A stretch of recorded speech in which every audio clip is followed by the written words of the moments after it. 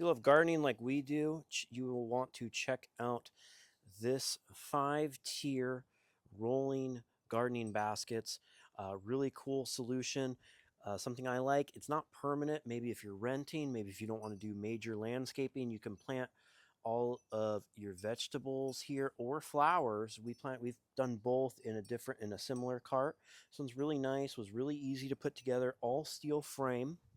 You have these baskets which are removable, and what's nice about this is you can remove the bottom basket, put it on the top, or put it on your desk, on your workspace, so you're not bending down to do your planting, do your picking of vegetables, etc.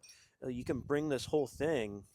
You can just, like, if you're growing vegetables in here, some squash or whatever, peppers, you can just pick up this whole tray and take it where you want versus being out in the sun, out in the weather, out in humidity, however it is.